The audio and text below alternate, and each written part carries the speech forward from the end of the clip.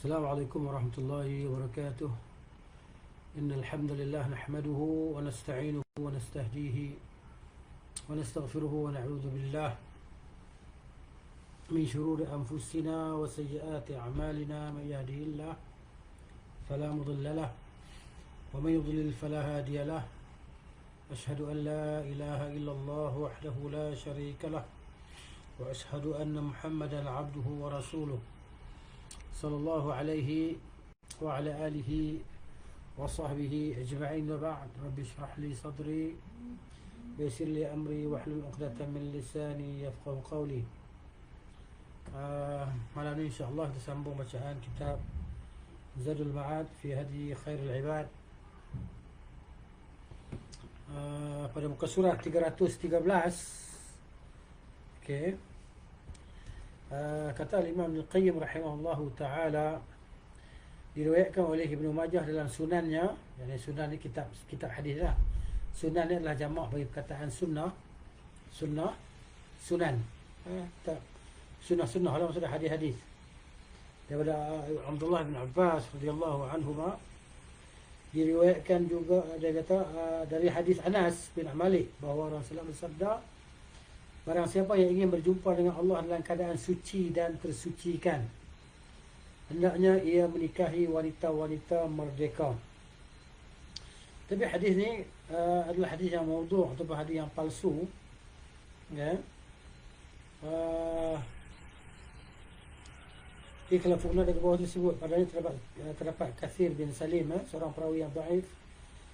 Kemudian Salam bin Sulaiman bin Sawar, kata Ibn Adi, dia meriwayatkan hadis-hadis munkar. Tapi kalau kitab saya yang satu lagi, dia kata hadis yang palsu, hadis maudhu'. Okey, dalam As-Sunan daripada hadis Ibn Abbas diriwayatkan secara marfu', ya, kami belum pernah melihat pasangan yang saling mencinta dengan romantis seperti sepasang suami isteri. Hadis adalah hadis yang dhaif juga, dhaif. Kemudian dalam Sahih Muslim diriwayatkan daripada hadis Abdullah bin Umar radhiyallahu anhuma bahawa Rasulullah sallallahu alaihi wasallam bersabda, dunia ini adalah kenikmatan dan sebaik-baik kenikmatan dunia adalah wanita salihah. Ya.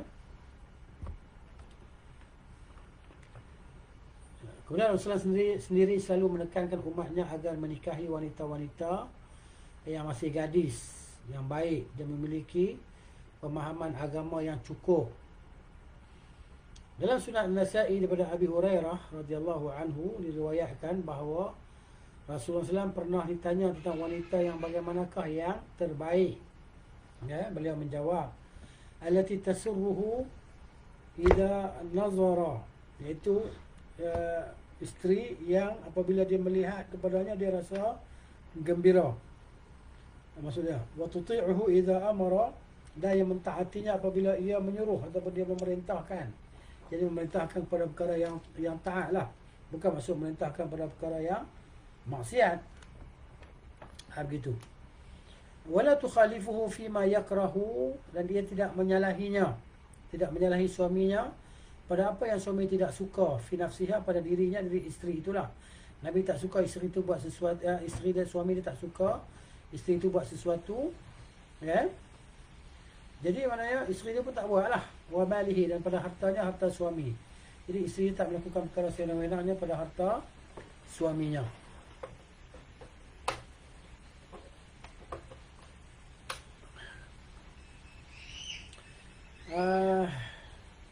Dalam Sahih Al-Bukhari dan Muslim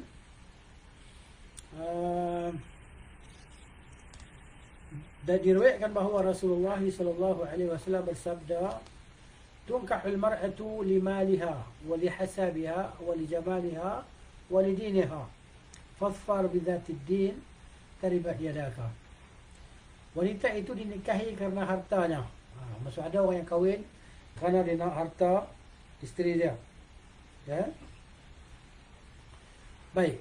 Atau kerana keturunannya. Ada juga orang yang mencari wanita yang berketurunan macam bangsawan ataupun keturunan yang raja ke, keturunan inilah, yang berpangkat tinggi ni kan. Atau kerana kecantikannya. Ya, ada yang mencari memang nak cari yang cantik sangatlah. Gitu. Atau kerana agamanya. Beruntunglah kalian dengan agamanya. Mesti kalian akan terjaga daripada keburukan. Ini. Baik. Rasulullah SAW juga menganjurkan seorang laki-laki menikahi wanita yang subur, dan beliau tidak menyukai wanita mandul.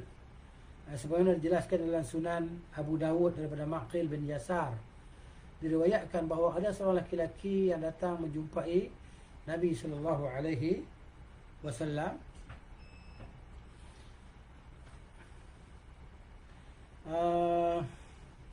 Lelaki itu menuturkan, aku menyukai seorang wanita yang memiliki keturunan yang baik dan cantik jelita, akan tetapi ia mandul. Apakah aku layak menikahinya? Beliau menjawab, tidak. Lelaki itu datang lagi untuk kedua kalinya, namun beliau tetap melarangnya. Saat ia datang untuk ketiga kalinya, Rasulullah bersabda, nikahilah wanita yang subur dan menyukai anak, kerana aku akan berbangga dengan jumlah kalian di hadapan para umat di hari kiamat. Ini illah dia. Ini sebab dan Nabi SAW sukakan kita ni berkahwin lah, okay? Dan mempunyai ramai anak. Dalam Sunan At-Tirmizi disebutkan secara marfu' ada 4 hal yang termasuk sunnah para Nabi, yakni menikah, bersiwak, menggunakan wangi, wangian dan juga inai. Tapi hadis ini dhaif. Baik, sementara dalam Al-Jami', yang Jami' As-Saghir juga disebutkan sikap malu dan sikap malu, bukan menggunakan inai. Kata Ibn Qayyim rahimahullah, saya pernah mendengar Abu Al-Hajjaj Al-Hafiz Al-Mizzi rahimahullah menyatakan yang benar adalah khitan, bukan inai.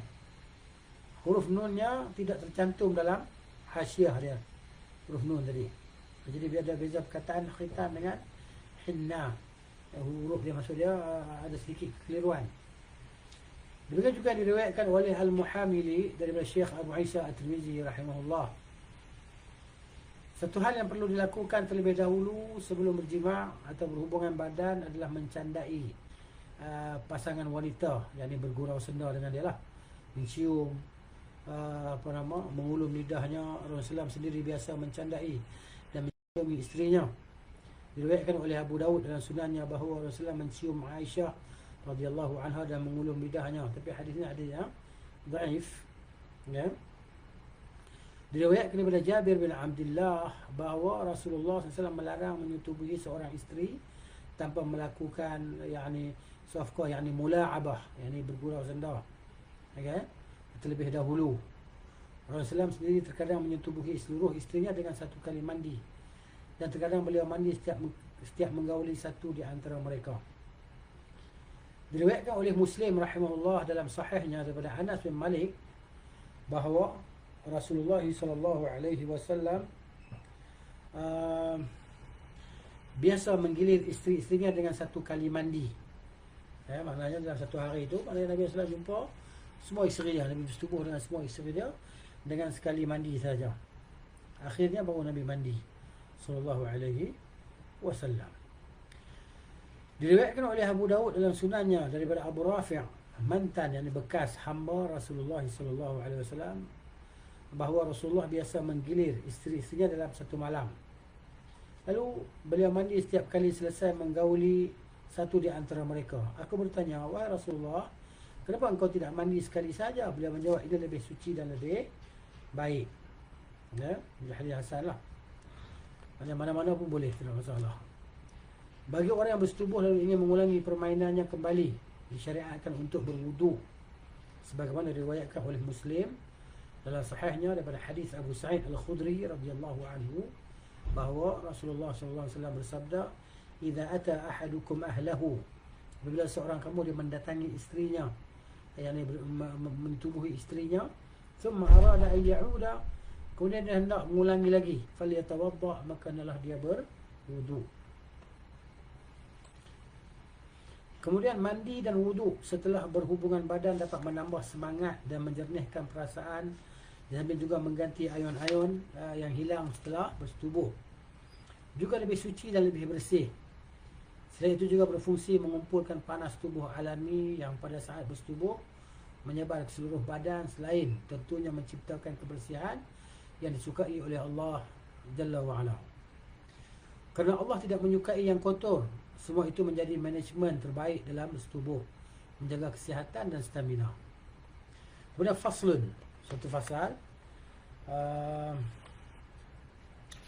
Kata Ibnu Qayyim Al-Jawziyah rahimahullahu ta'ala, wa anfa'ul jima'i, jima'i atau bersetubuh yang terbaik adalah setelah sempurna proses metabolisme tubuh. Yani anfa'ul jima' ma hasala ba'da al-hadam. Yani maksudnya setelah kita selesai sempurna penghadaman makanan kita tadi. Ya, itu maksudnya dia kata di sini ma hasala ba'da al-hadam wa 'inda i'tidal al-badan fi harrihi. Ya. Setelah dia kata setelah tubuh menjadi stabil suhu panas dan dinginnya. Kemudian kekeringan dan kelembapannya dalam volume dan tingkat kekosongannya. Bersetubuh bisa berbahaya saat perut sedang kenyang. Maksudnya ketika kekenyangan, ia berbahayalah untuk badan kita.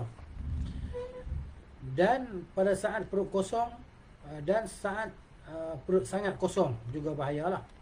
Tapi lebih sedikit bahayanya dibandingkan saat kekenyangan. Dia lebih sikit. Bila perut kosong ni lagi bahaya daripada kenyang. Bersetubuh juga lebih sedikit bahayanya saat tubuh mengalami kelembapan dibandingkan dengan saat tubuh kering. Saat tubuh panas juga lebih sedikit bahayanya dibandingkan pada saat tubuh dingin. Bersetubuh sebaiknya dilakukan pada saat syahwat menggelegak dan mengaliri seluruh tubuh tanpa paksaan, tanpa membayangkan sesuatu yang bukan kerana memandang yang haram secara bertubi-tubi. Maksudnya memandang yang haram kan, dia pandang-pandang sehingga lekat dalam fikiran dia. Dia mana dia dalam keadaan dia bersama isteri dia, maka dia membayangkan dengan orang yang diharamkan dia melihatnya. Bukan macam tu. Tidak selayaknya nafsu birahi itu dipaksakan atau dibuat-buat. Dia kata memaksa diri sendiri untuk bisa bersetubuh. Namun hendaknya seorang segera bersetubuh pada saat nafsu birahinya bergejolak kerana menumpuknya sperma dan gairahnya yang memuncak.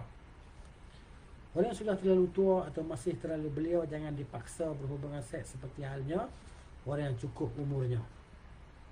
Ini dijelaskan oleh Ibnu Qayyim rahimahullah ta'ala dengan detail kan. Mana apa yang baik untuk anggota tubuh badan kita. Demikian juga orang yang sedang kehilangan gairah seks seperti orang sakit atau orang yang buruk rupa dan kondisinya menjijikkan. Bersetubuh dengan orang-orang seperti itu akan melemahkan stamina dan memperlemah libido seks secara khusus. Kemudian kata Ibnu Qayyim lagi rahimahullah ta'ala, sesungguhnya dia kata keliru. Yang keliru yakni salahlah pendapat atau pandangan sebahagian kalangan medis, yakni ahli perubatan, bahawa bersetubuh dengan janda itu lebih baik daripada seorang gadis. Sebahagian mereka berpendapat ini, tapi kata Syekh Ibnu Qayyim ni salah. Tak betul. Ya kan? Lebih mampu, katanya di sini, lebih mampu menjaga kesihatan. Itu adalah analogi salah, kata Ibnu Qayyim rahimahullah, yang menjadikan sebahagian orang salah kaprah, ini salah pilih lah. Hal itu bertentangan dengan pandangan orang-orang berakal dan pendapat yang seolah menjadi konsensus hukum alam dengan ajaran syariat. Bersetubuh dengan gadis memiliki keistimewaan, terutama kerana adanya ketertarikan yang lebih mendalam antara sang gadis dengan orang yang menyetubuhinya. Kerana hati seorang gadis lebih penuh dengan cinta, tidak terbahagi-bahagi cintanya itu semua tidak dimiliki oleh seorang janda. Nabi SAW bersabda, kenapa engkau tidak menikahi seorang gadis sahaja? Nabi kata kepada sahabat, Nabi kata kepada Jabir radhiyallahu anhu kan, ketika Jabir dia beritahu Nabi SAW kata dia dah kahwin, dia kata Nabi kata kahwin dengan siapa? Dia kata kahwin dengan janda. Nabi kata kenapa tak kahwin dengan gadis? Begitu. Tidak ada kesempurnaan kehidupan syurga yang Allah ciptakan. Di antara kesempurnaan kehidupan syurga yang Allah Ta'ala ciptakan adalah hurul ain, yang diterjemah dalam bahasa kita dipanggil sebagai bidadari, hurul ain. Hurul ain ni adalah makhluk selain daripada anak Adam lah, makhluk khas yang Allah Ta'ala ciptakan mereka menghuni syurga, dan mereka telah pun ada di dalam syurga menanti ahlinya, ataupun mereka menanti pasangan-pasangan mereka yang akan masuk ke dalam syurga. Jadi hurul ain ni maksudnya yang tidak pernah tersentuh oleh siapa pun, sebelumnya oleh kalangan penghuni syurga lainnya. Aisyah bertanya kepada Nabi SAW, kalau engkau melewati pohon yang sudah sering dipanjat dan pohon lain yang masih perawan, di pohon mana engkau akan menambatkan untamu? Rasulullah SAW menjawab, tentu saja di pohon yang masih perawan. Hadis riwayat Al-Bukhari ini. Yang dimaksudkan oleh Aisyah adalah bahawa dialah, yang Aisyah Ummul Mukminin radhiyallahu anha, salah satunya gadis perawan yang dinikahi oleh Rasulullah sallallahu alaihi wasallam. Wanita yang memenuhi kriteria untuk dicintai oleh seseorang akan sedikit sekali melemahkan tubuh, kerana menyebabkan banyak sekali mengeluarkan sperma yang harus dibuang daripada dalam tubuh. Dan sebaliknya, wanita yang tidak disukai atau yang menjijikkan dapat melemahkan tubuh, memperlemah stamina kerana kurang mampu mengeluarkan sperma yang tidak dihajati oleh tubuh. Kemudian kata Ibn Qayyim lagi rahimahullah, wanita haid haram digauli, maksud haram disetubuhi lah, baik menurut ajaran syariat maupun berdasarkan kenyataan alami. Kenyataan alami maksudnya kita hukum alam lah, kerana memang berbahaya sekali. Kalangan medis, ahli perubatan sepakat melarangnya. Cara bersetubuh yang terbaik adalah posisi laki-laki di atas wanita dengan menggunakan si wanita sebagai kasurnya ataupun sebagai hamparannya. Tentunya setelah bercumbu rayu dan saling berciuman terlebih dahulu.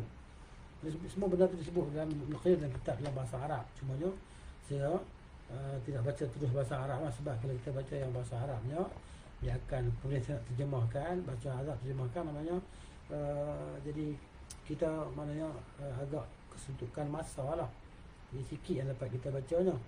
Jadi saya terus baca yang terjemahan. Kalau ada pembetulan, insyaAllah saya akan beritahu tentang pembetulan dia lah.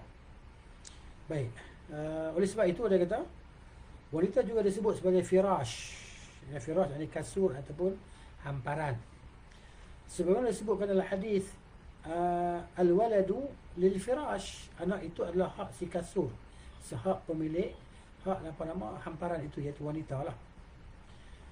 Itu demi merealisasikan nilai kepimpinan. Hadis ni kisah seorang sahabat kan, maknanya yang dia berzina dengan satu hamba zaman jahiliah.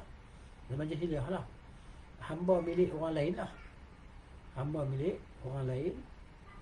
Kemudian hamba itu melahirkan anak, jadi maknanya bila dah jadi anak macam tu, macam jadi anak tu jadi milik siapa? Milik tuan kepada ibu dia, ataupun milik orang yang berzina dengan ibu dia.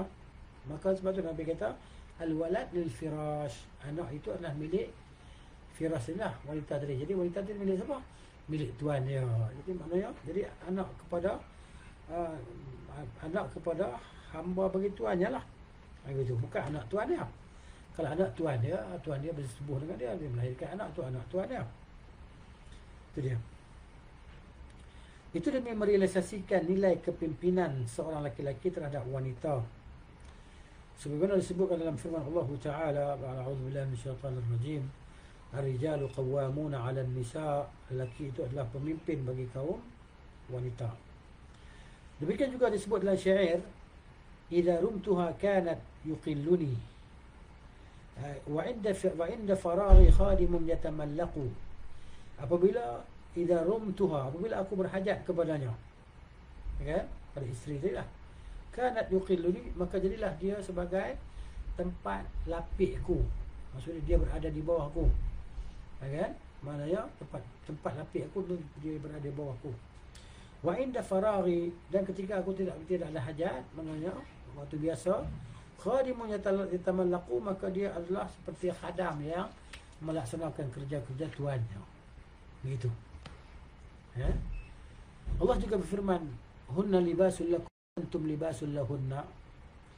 Mereka itu adalah pakaian bagimu dan kamu adalah pakaian bagi mereka. Jadi maknanya mungkin orang yang baca macam ni, dia kata seolah-olah ini diskriminasi terhadap wanita. Sebenarnya bukan diskriminasi, tapi fitrah yang Allah jadikan kepada wanita itu, dia akan rasa kecintaan pada suami dia, sehingga dia akan menyerahkan seluruh jiwa dan raganya, tenaganya untuk kecintaan dia kepada suami dia. Itu fitrah. Bukan maknanya nak contoh kata, oh ni macam nak menghina wanita dan sebagainya. Tak. Itu fitrah. Wanita manapun manakala dah bersuami, bagi dia suami dia tu dalam dunia ni adalah segala-galanya bagi dia. Dia akan berkorban untuk suami dia. Ya kan? Begitu. Itu fitrah. Mana ada wanita yang membenci suaminya, kecuali suaminya menyebabkan dia benci, itu cerita lain lah. Tapi ketika mereka saling hidup dalam keadaan kasih sayang dan kecintaan tadi, itulah dia. Pengorbanan seorang isteri tadi kan cukup hebat untuk suami dia. Begitu. Itu fitrah. Pakaian yang terbaik adalah yang paling sempurna atau paling komplit. Dalam konteks ini, kasur, yakni firash, hamparan bagi kaum lelaki sekaligus menjadi pakaiannya. Demikian juga selimut bagi kaum wanita sekaligus menjadi pakaiannya. Ya kan? Maksudnya Allah Ta'ala kata, hunna libasul lakum. Mereka itu, yakni isteri-isteri kamu adalah pakaian ataupun selimut bagi kamu. Begitu juga kamu adalah pakaian dan selimut bagi isterimu. Mana di situ ada perasaan, ada tautan kasih, ada perasaan saling menyayangi, saling memerlukan, hajat menghajati di antara kedua-duanya tadi, kedua pasangan tadi. Ya. Kemudian Allah kata,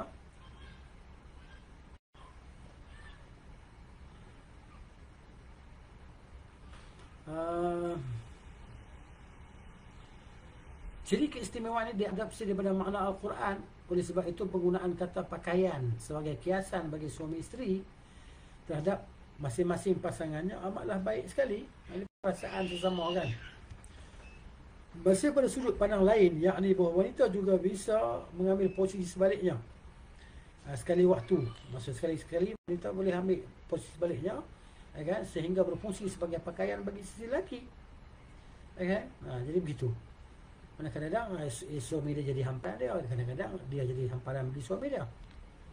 Seperti disebutkan oleh penyair, idza madji'u thana jilduha tathannat fakanat alaihi libasa.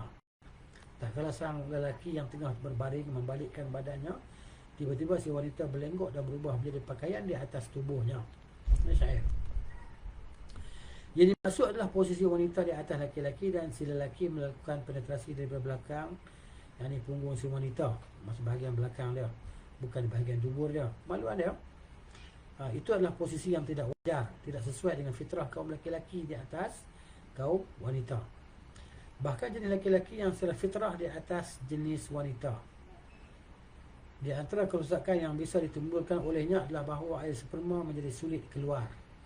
Bahkan kemungkinan masih ada yang tersisa dalam organ seksual sehingga menjadi busuk dan membahayakan kesihatan.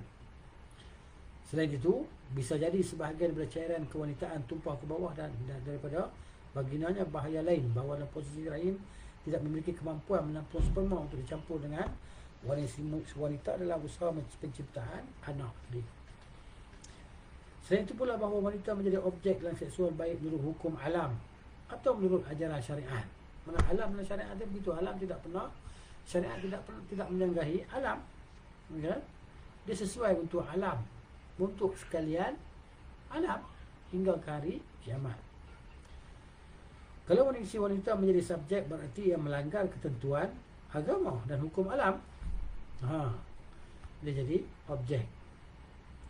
Kalangan ahli kitab biasa mendatangi isteri mereka daripada arah samping, jadi mengiring. Dan mereka beralasan bahawa cara itu lebih memudahkan kaum wanita. Ini ahli kitab Yahudi dan Nasrani. Sementara kalangan Quraisy dan orang-orang Al-Ansar biasa mendatangi kaum wanita langsung daripada arah depan kelamin mereka. Orang-orang Yahudi mengejek cara mereka bersetubuh, maka Allah Ta'ala berfirman, A'udzubillahi minasyaitanir rajim, nisa'ukum harthul lakum fa'tu harthakum anna syi'tum. isteri-isterimu adalah seperti tanah tempat kamu bercucuk tanam. Maka datangilah tanah tempat bercucuk tanammu bagaimana saja kamu kehendaki. Dalam Sahih Al-Bukhari dan Sahih Muslim diriwayatkan daripada Jabir, ia menceritakan, dahulu orang-orang Yahudi pernah berkata, apabila seorang lelaki mendatangi seorang wanita daripada arah belakang namun tetap di bahagian vaginanya, maka anak yang lahir nanti akan bermata juling. Maka Allah turunkan firman-Nya, nisa'ukum harthul lakum fa'tu harthakum anna syi'tum. Isteri-isterimu adalah tanah tempat kamu bercucuk tanam, maka datangilah tempat tanah bercucuk tanam itu sebagaimana yang kamu kehendaki. Sementara dalam lafaz Muslim disebutkan, insya'a mujabbiyah wa insya'a ghairu mujabbiyah ghaira anna dhalika fi simamin wahidin. Yani kalau mereka ingin melakukannya dengan posisi ijba', tidak apa-apa. Apa dia ijba'? Bawah tu ceritalah, kan? Bila ingin dengan posisi lain juga tidak apa-apa, asal sasarannya tetap pada satu lubang kemaluan. Arti ijba' adalah posisi terbalik, jadi kita menungging satu lubang, artinya tetap di kemaluan. Yang lubang anak dan tempat bercucuk tanam. Adapun dubur tidak pernah boleh dimasuki menurut ajaran seluruh para nabi alaihi wassalatu wassalamu ala nabiyina salawatullahi wasallamu. Siapa saja menisbahkan pendapat itu kepada sebagian ulama as-salaf, yakni bahawa dibolehkan mencucui wanita lewat duburnya, sungguh amat keliru sekali, yakni amat salah sekali, tidak benar. Itu tuduhan tersebut. Kemudian dalam Sunan Abu Daud dan daripada Abu Hurairah radhiyallahu anhu meriwayatkan bahawa Rasulullah SAW bersabda, mal'unun man atal mar'ata fi duburiha. Sungguh terlaknat orang yang menyetubuhi wanita pada duburnya, pada anusnya. Dalam lafaz Imam Ahmad dan Ibnu Majah disebutkan, la yanzurullahu ila rajulin jama'a imra'atahu fi duburiha. Allah tidak akan memandang seorang lelaki yang bersetubuh dengan isterinya melalui anusnya, yang duburnya lah. Kemudian di Hasan. Dalam lafaz At-Tirmizi dan Ahmad rahimahumullah disebutkan, barang siapa yang menyetubuhi wanita haid atau menyetubuhi isterinya melalui anus atau menemui seorang dukun dan mempercayai omongannya, cerita dukun tersebutlah, berarti dia telah kafir terhadap apa yang telah diturunkan oleh Allah kepada Nabi Muhammad sallallahu alaihi wasallam. Maksud itu.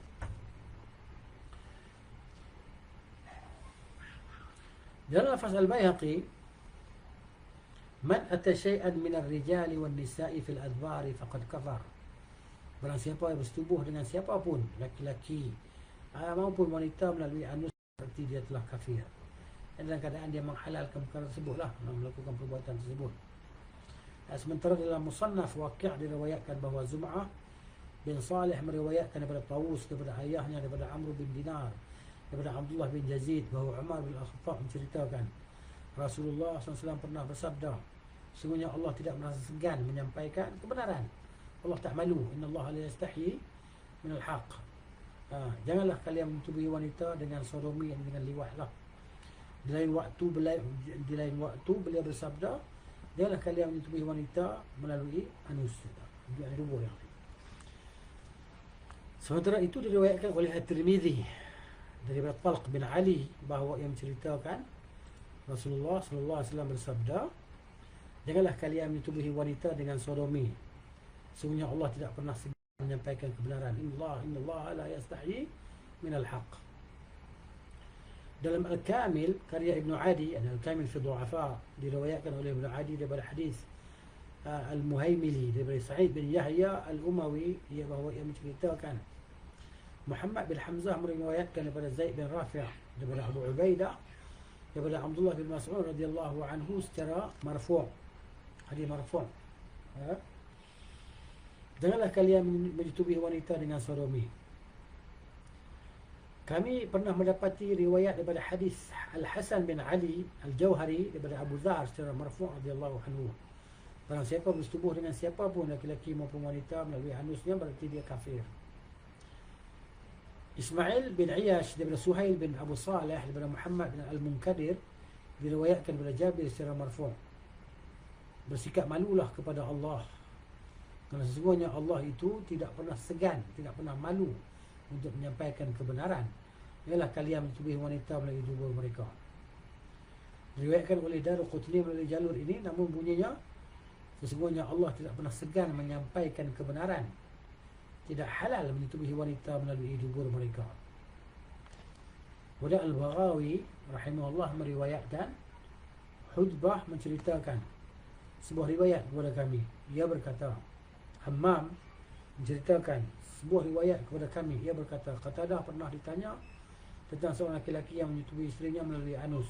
Qatadah berkomentar, telah menceritakan kepada aku Amr bin Shu'aib daripada ayahnya dari kakeknya bahawa kakek datuk lah, bahawa Rasulullah SAW bersabda itu adalah bibit perbuatan homo, tilka al-lutiyatus sughra. Bibit itu adalah perbuatan liwat yang sughra, yang kecil. Kemudian Imam Ahmad rahimahullah sendiri menyebutkan dalam musnadnya, Abdul Rahman telah menceritakan sebuah riwayat kepada kami. Ia berkata, Hammam telah menceritakan sebuah riwayat kepada kami. Ia berkata, kami mendengar riwayat daripada Qatadah, daripada Amr bin Shu'aib, daripada ayahnya, yakni Abdullah, Amr bin Shu'aib bin Abdullah bin Al-As bin Amr bin Al-As radhiyallahu anhu. Masih dalam Al-Musnad diriwayatkan daripada Ibnu Abbas radhiyallahu anhuma, yang menceritakan ayat berikut ini turun, yakni nisa'ukum harthul lakum fa'tu harthakum anna syi'tum. Isteri-isteri kamu adalah seperti tanah tempat kamu bercucuk tanam, maka datangilah tempat bercucuk tanam itu bagaimana saja yang kamu kehendaki. Al-Baqarah 223. Berkenaan dengan sekelompok orang Al-Ansar radhiyallahu anhum yang datang menjumpai Nabi sallallahu alaihi wasallam dan bertanya kepada beliau tentang ayat tersebut. Ini ayat Al-Baqarah 223 tadi. Beliau menjelaskan, setubuhilah wanita dengan cara yang bagaimanapun asalkan sasarannya tetap kemaluan. Kemudian masih lagi dalam Musnad, Al-Musnad Ahmad lah, Al-Musnad diriwayatkan daripada Ibnu Abbas bahawa ia menceritakan Umar bin Al-Khattab pernah datang menemui Rasulullah sallallahu alaihi wasallam dan bertanya, wahai Rasulullah, celakalah aku, ini halaktu, aku telah binasa. Beliau bertanya balik, Nabi SAW tanya dia balik, apa yang membuatmu binasa, apa yang membuatmu celaka? Umar menjawab, hawaltu rahli barihah, tadi malam aku telah membelokkan tungganganku berubah posisi saat bersetubuh. Okay? Tetapi dia ada tanggapan terhadap perbuatanku itu. Maka Allah menurunkan firman-Nya, nisa'ukum harthul lakum fa'tu harthakum anna syi'tum. Isteri-isterimu adalah seperti tanah tempat kamu bercucuk tanam, maka datangilah tanah tempat bercucuk tanammu itu bagaimana sahaja yang kamu kehendaki. Silakan setubuhi dari depan atau dari belakang, tetapi hindari waktu haid. Wattaqi al-haidata wad-dubura, dan jauhilah ad-dubur, yakni anus. Dalam Sunan At-Tirmizi diriwayatkan daripada Ibnu Abbas radhiyallahu anhu secara marfu', Allah Subhanahu wa taala tidak akan memandang seorang lelaki yang menyetubuhi sama lelaki atau menyetubuhi wanita melalui anusnya. Kami juga mendapati riwayat daripada hadis Abu Ali Al-Hasan bin Al-Husain bin Duma dari Al-Bara' bin Azib radhiyallahu anhu secara marfu'. Ada 10 golongan dari umat ini yang berbuat kufur kepada Allah yang Maha Agung: pembunuh, tukang sihir, lelaki dayus, lelaki yang menyodomi wanita, orang yang tidak mau membayar zakat, orang yang mampu namun tidak berhaji hingga meninggal dunia, peminum khamar, orang yang suka mengadu domba, penjual senjata untuk perang haram, serta orang yang menikahi wanita yang mahramnya. Tapi hadis ini statusnya dhaif lah. Sanad dia dhaif. Kalau sebagaimana disebut disuruti dalam tu lah, bawah tu.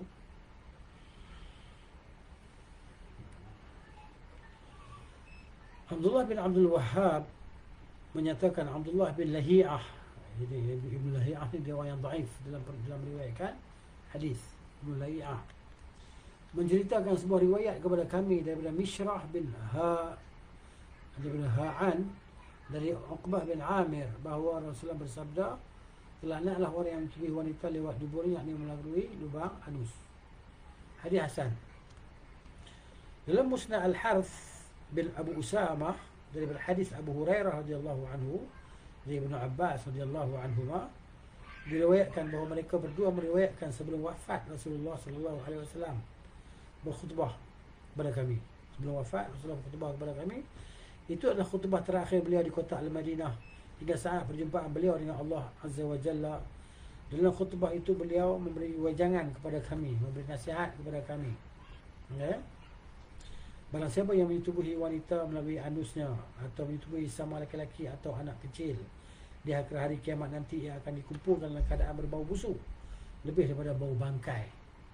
Orang-orang di sekitarnya akan merasa terganggu oleh bau badannya.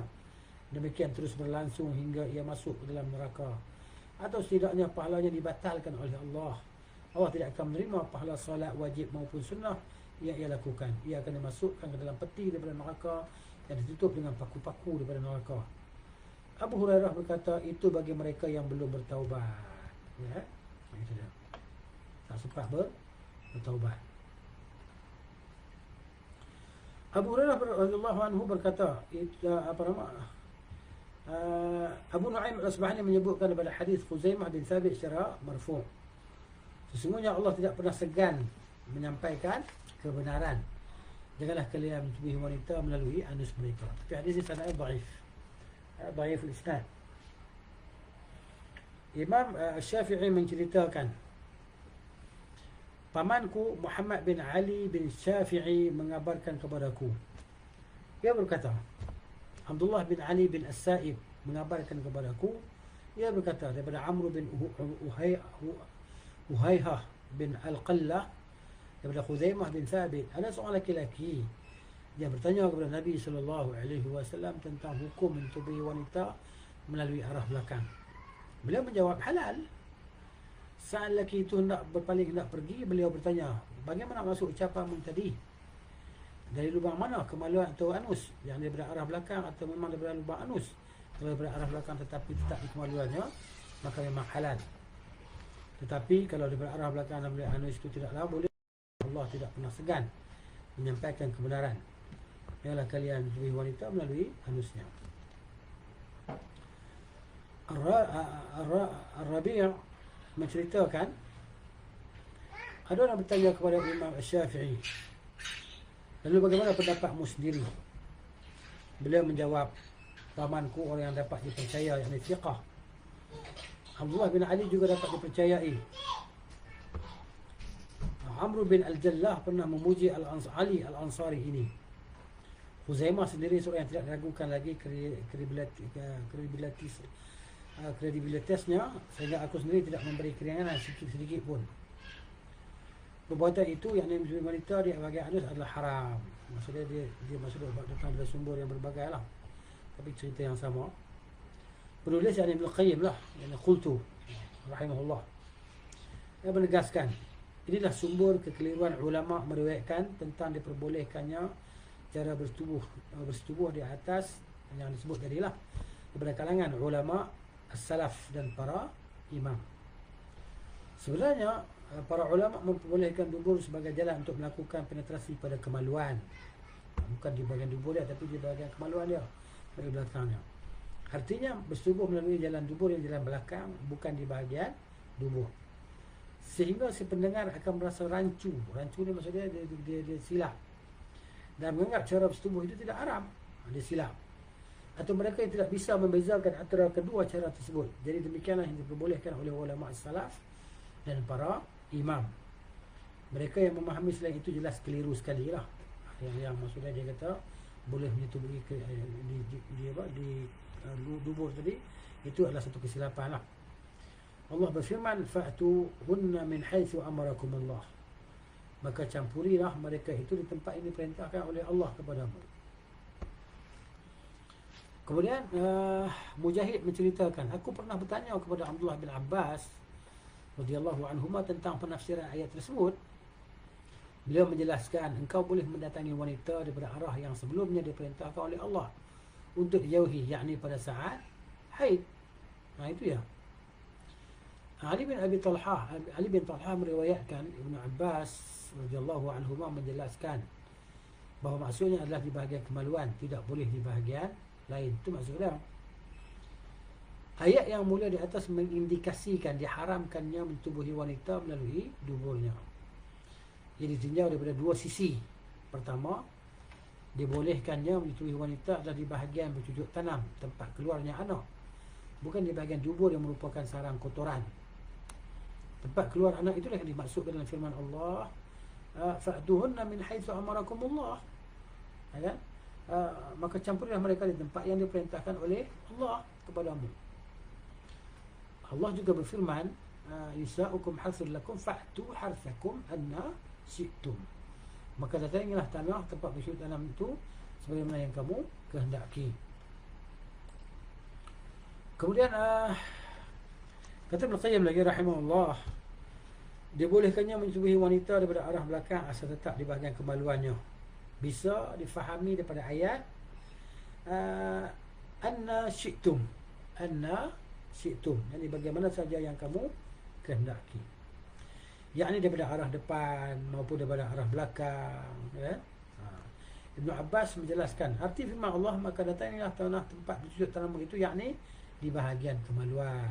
Itu maksudnya. Allah mengharamkan bersetubuh miskin melalui kemaluan bila sedang ada najis yang menghinggapinya, yakni haid lah. Waktu haid haram lah. Maka bagaimana pula dengan tempat kotoran yang sudah pasti, kan? Lagilah haram. Belum lagi ditambah akibat terputusnya keturunan, lalu daripada menyodomi dubur wanita beralih ke sodomi terhadap anak-anak kecil. Selain itu, wanita juga memiliki hak untuk disetubuhi oleh suaminya di bahagian kemaluannya. Disetubuhi wanita bermakna seperti juga melenyapkan haknya tersebut hingga hajat biologisnya tidak terpenuhi dan menyebabkan tujuannya tidak tercapai. Islam ni maknanya dijelaskan, diceritakan kepada kita semua perkara. Tak boleh nak malu dah, kena sebut apa yang Allah Ta'ala sebut, apa yang Nabi sebut, kena sebut. Ini maknanya bukan benda yang kita kata benda aib ataupun benda yang tak boleh kita nak cerita dan sebagainya, kan? Begitu. Baik.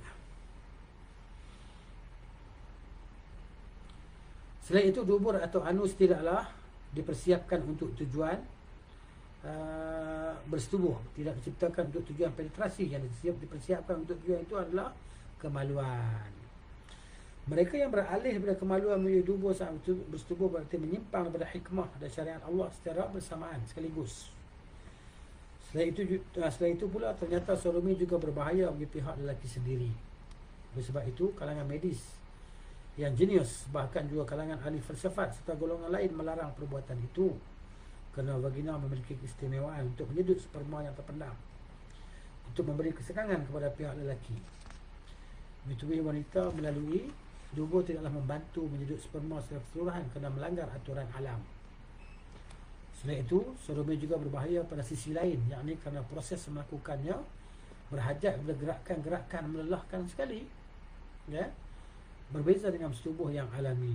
Selain itu, dubur adalah tempat kotoran dan tinja, najis, tai, kan? Lalu saat melakukan sodomi, mau tidak mau seorang lelaki harus menghadap ke arahnya dan bersentuhan dengannya, dengan najis itu. Sodomi juga berbahaya sekali bagi pihak wanita kerana amatlah ganjil, amat jauh daripada kebiasaan alami, bertentangan amat jauh dengan naluri. Sodomi juga dapat menimbulkan kesedihan dan kedukaan hati, menimbulkan kesan buruk terhadap pelaku dan juga objek sodomi. Sodomi bisa menghitamkan wajah, ini liwat lah, maksudnya liwat, menggelapkan dada, memadamkan cahaya dada, menyelimuti wajah dengan kegersangan sehingga berubah menjadi tanda pengenalnya akan mudah dikenali oleh orang-orang yang memiliki firasat sedikit apapun. Sodomi melahirkan kebencian dan permusuhan yang keras, menyebabkan terputusnya hubungan antara pelaku dan objek sodomi, dan itu pasti. Sodomi dapat merosakkan kondisi pelaku dan objeknya sampai pada tingkat yang tidak bisa diharapkan sembuh lagi, kecuali apabila Allah menghendaki mereka untuk bertaubat secara tulus. Ya.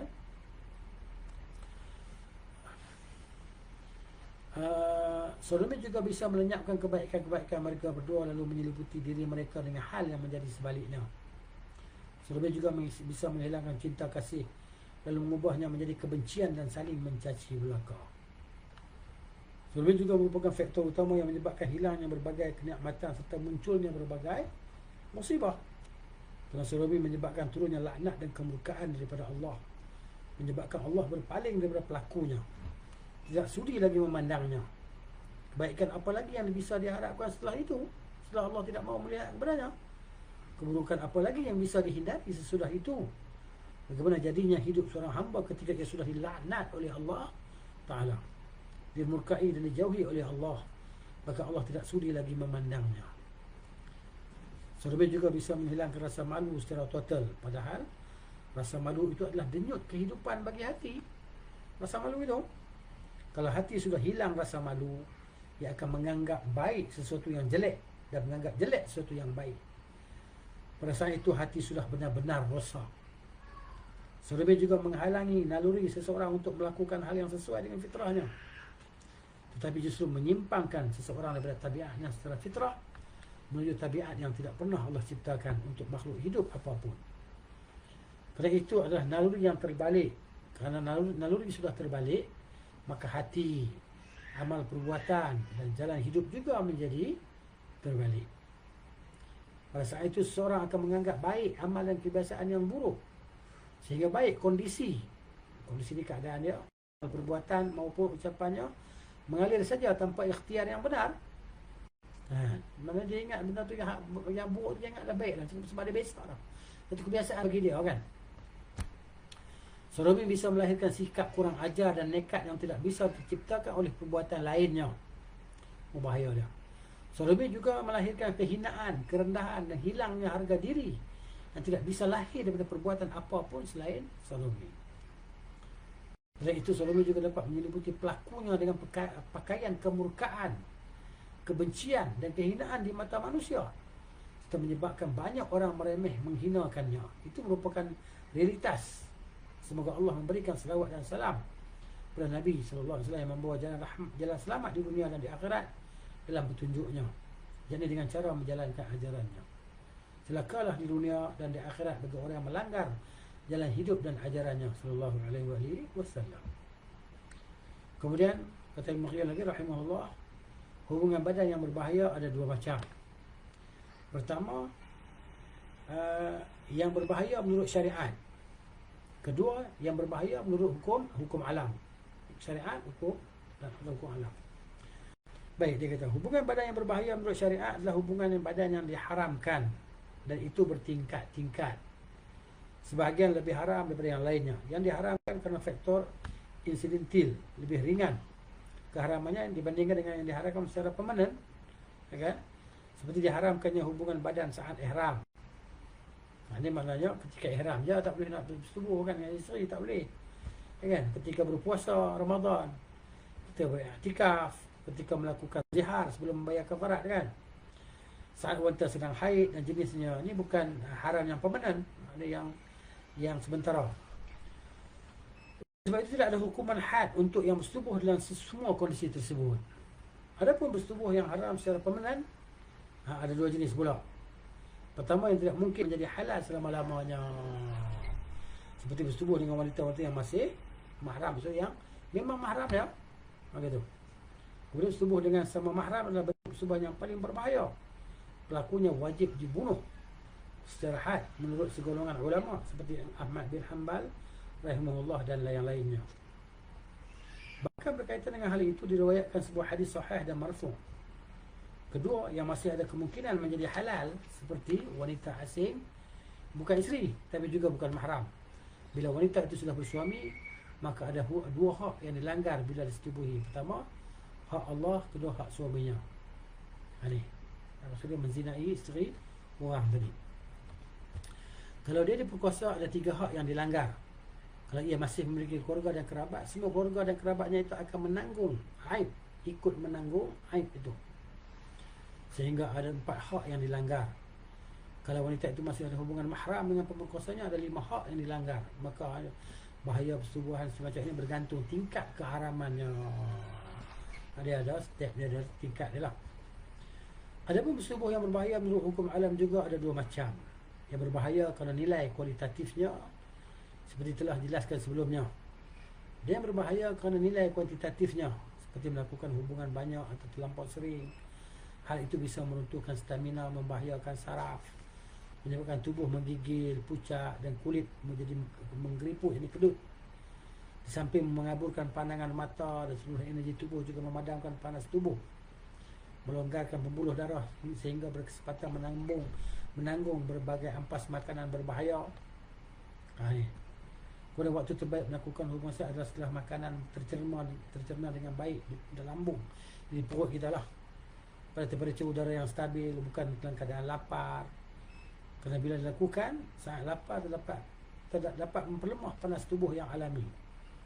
Namun juga jangan dilakukan saat perut kenyang, kerana dapat menyebabkan berbagai penyakit penyumbatan dalam tubuh.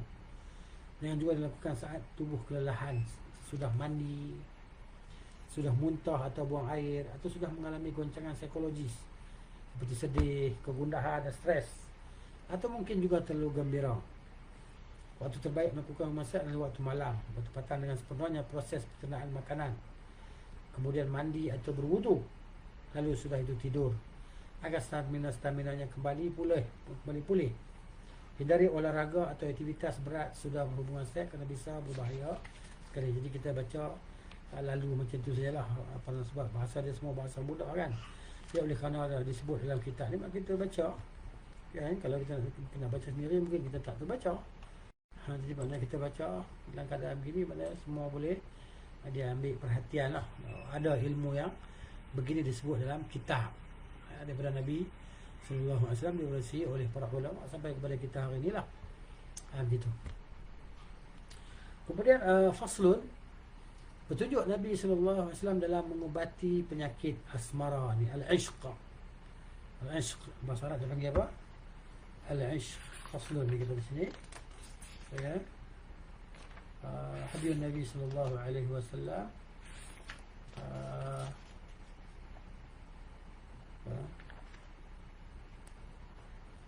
bahasa Arabnya, ilaj al-ishq, dalam mengubati penyakit asmara. Dia kata asmara merupakan salah satu penyakit hati yang berbeza dengan semua penyakit lain. Dia penyakit hati, benda dalaman.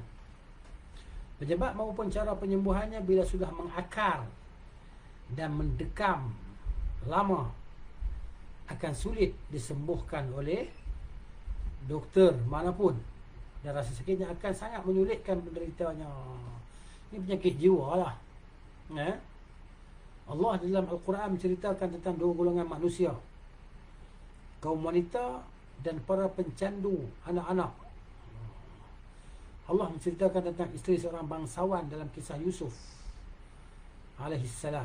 Allah menceritakan tentang kaum Lut saat mereka didatangi oleh beberapa malaikat. Ya. Jadi Allah sebut dalam Quran ni, surah Al-Hijr ayat 67 sampai ayat 72. A'udzubillahi minasyaitanir rajim. وجاء أهل المدينة يستبشرون قال إن هؤلاء ضيفي فلا تفضحون واتقوا الله ولا تخزون قالوا أولم ننهك عن العالمين قال هؤلاء بناتي إن كنتم فاعلين لعمرك إنهم لفي سكرتهم يعمهون. Dan datanglah penduduk kota itu ke rumah Lut dengan gembira. Kerana kedatangan tamu-tamu itu, Lut berkata, sesungguhnya mereka adalah tamuku, maka janganlah kamu memberi malu kepadaku dan bertakwalah kepada Allah, dan janganlah kamu membuat aku terhina, kata Nabi Lut alaihissalam. Mereka berkata, dan bukankah kami telah melarangmu daripada melindungi manusia? Kan? Lut berkata, inilah puteri-puteri negeriku, kawinlah dengan mereka jika kamu hendak berbuat demikian secara yang halal. Allah berfirman, demi umurmu Muhammad, semuanya mereka terumah ambing di dalam kemabukan, dalam kesesatan. Ada pun prediksi sebahagian orang yang sama sekali tidak menghargai Rasulullah SAW, bahawa beliau pernah tergoda oleh Zainab binti Jahsh, yakni Nabi Yusuf alaihissalam, wa ala nabiyina sallallahu wasallam, bahawa beliau pernah melihat tubuh wanita itu lalu berkata, ini maknanya peranggapan sebagian orang lah, kan, yang tuduh macam tu, yang kata macam tu, kan. Maksudnya Allah yang membolak-balikkan hati sehingga beliau tertusuk panah asmara. Ini kata-kata yang tak, tuduhan yang tak betul lah, kan. Sungguh prediksi yang tidak tepat, tanggapan yang tidak tepat, kan. Apabila apalagi disebutkan bahawa kemudian Rasulullah SAW berkata kepada Zaid, jaga dia baik-baik, sehingga Allah Ta'ala berfirman, ya, maknanya siapa ni cerita kisah Zainab binti Jahsh, kan, yang diceraikan oleh oleh Zaid tadi, kan, Zaid bin Harisah itu. Sehingga Allah Ta'ala berfirman, a'udzubillahi minasyaitanir rajim, wa idh taqulu lilladzi an'ama Allahu 'alaihi wa an'amta 'alaihi amsik 'alaika zawjaka wattaqillaha wa tukhfi fi nafsika ma Allahu mubdihi wa takhsha an-nas wallahu ahaqqu an takhshah. Dan ingatlah ketika berkata kepada orang yang Allah telah melimpahkan nikmat kepadanya, ini Zaid bin Harithah, dan kamu juga telah memberi nikmat kepadanya sebab kamu bela dia, anak angkat kamu, tahanlah terus isterimu, yakni Zainab binti Jahsh, dan bertakwalah kepada Allah sedang kamu menyembunyikan di dalam hatimu apa yang Allah akan menyatakannya, dan kamu takut kepada manusia sedang Allah lah yang lebih berhak untuk kamu takuti. Mereka beranggapan bahawa ini adalah kasus, yakni kes panah asmara. Sebahagian di antara mereka bahkan akhirnya menulis buku tentang asmara. Di situ mereka memaparkan kisah asmara para Nabi, na'udzubillah, termasuk kejadian bohong di atas. Itu jelas merupakan kejahilan. Orang yang mengatakan hal itu berarti telah menuduh para Rasul alaihimussalatu wassalam wa ala nabiyina salawatullahi wassalamuhu, ya, serta memahami Al-Quran tidak sebagaimana mestinya, menisbatkan kepada Nabi perbuatan yang tidak pernah beliau lakukan. Kerana Zainab binti Jahsh adalah isteri daripada Zaid bin Harithah. Rasulullah SAW telah mengangkat Zaid sebagai anak, sehingga terkadang dipanggil anak Muhammad. Zainab kala itu bersikap angkuh dan menyombongkan diri di hadapan Zaid. Maka Zaid bermusyawarah kepada Nabi untuk menceraikannya. Rasulullah SAW berkata kepadanya, tahan, jangan ceraikan dulu isterimu, bertakwalah kepada Allah. Beliau menyembunyikan dalam dirinya keinginan untuk menikahi Zainab bila Zaid telah menceraikannya berdasarkan perintah Allah. Beliau khawatir akan gunjingan masyarakat bahawa ia menikahi isteri anaknya sendiri, kerana Zaid sudah dikenal sebagai anaknya. Itu yang disembunyikan oleh Rasulullah SAW dalam hatinya. Demikianlah rasa khawatir beliau yang sebenarnya beliau alami. Oleh sebab itu Allah menyebutkan ayat ini dengan menuturkan beberapa kenikmatan yang diberikannya, tidak mengecam beliau. Allah mengabarkan kepada beliau bahawa tidak selayaknya beliau takut kepada umat manusia dalam hal yang dihalalkan oleh Allah baginya. Allah lebih berhak untuk beliau takuti. Tidak sepantasnya beliau merasa tidak enak melakukan perbuatan yang dihalalkan oleh Allah kepadanya hanya kerana takut kepada kecaman orang banyak. Kemudian Allah menghabarkan bahawa Allah akan menikahkan beliau dengan Zainab setelah Zaid menunaikan maksudnya, yakni menceraikannya, agar perbuatan beliau itu contohi oleh umatnya, yakni bahawa seorang boleh saja menikahi mantan bekas isteri anak angkatnya, bukan mantan isteri anak kandungnya, tak boleh lah. So oleh sebab itu Allah menyebut dalam Al-Quran berkenaan dengan wanita yang diharam dinikahi dalam surah Nisa ayat 23, dan diharapkan bagimu isteri dan anak kandungmu ataupun menantumu. Isteri anak kandungmu ini menantumu lah, ya. Ini Allah SWT sebut, ya, wa halailu abnaikum alladhina min aslabikum, Allah sebut, ya. Kemudian Allah kata, ma kana Muhammadun aba ahadin min rijalikum. Muhammad itu sekali-kali bukanlah bapa bagi dari seorang lelaki di antara kamu. Demikian juga disebutkan dalam awal surah, Allah kata, ma ja'ala ad'iyaakum abnaakum dzalikum qaulukum bi afwahikum. Dan dia tidak menjadikan anak-anak angkatmu sebagai anak kandungmu sendiri. Yang demikian itu hanyalah perkataanmu di mulutmu saja. Cuba cermati bagaimana Allah membela dan menjaga nama baik Rasulullah SAW menghadapi kecaman orang-orang pada masa itu. Semoga Allah memberikan taufiknya. Memang benar bahawa Rasulullah mencintai isteri-isteri beliau. Yang paling dicintai antara para isterinya adalah Aisyah radhiyallahu anha. Namun kecintaan beliau terhadapnya atau terhadap siapa pun juga selain Allah tidaklah sampai kepada puncak kecintaan. Bahkan diriwayatkan secara sahih daripada Rasulullah bahawa beliau bersabda, kalau aku boleh mengambil salah seorang manusia di dunia ini sebagai teman akrab, tentu aku akan menjadikan Abu Bakar radhiyallahu anhu sebagai teman akrab. Dalam riwayat lain disebutkan dan sahabat kalian ini, yakni Abu Bakar adalah Khalil, kekasih Ar-Rahman. Kemudian fasal panah asmara terhadap pribadi tertentu adalah penyakit yang menghati, hati yang kosong daripada cinta kasih terhadap Allah Subhanahu wa taala. Jadi kita sampai di situlah untuk malam ni kita baca dan digunakan bahasa yang kita mudah faham. Jadi saya hanya baca tak menghuraikan sebab dalam ayat pun adalah sebuah huraian. Kita hanya baca huraian, bukan kita menghuraikan huraian, kan? Tapi kalau ada tempat-tempat yang perlu kita huraikan, yang perlu kita detailkan, insya-Allah kita detailkanlah. Ya, di sini tak perlu pada pendetailan, semua kita faham dengan mudah dan lancar insya-Allah taala. Jadi cukuplah untuk malam ni. Semoga kita jumpa lagi di sesi yang akan datang. Wa sallallahu ala nabiyyina Muhammadin wa ala alihi wa sahbihi ajma'in. Subhanakallahumma wa bihamdika asyhadu an la ilaha illa anta astaghfiruka wa atubu ilaik. Assalamualaikum warahmatullahi wabarakatuh.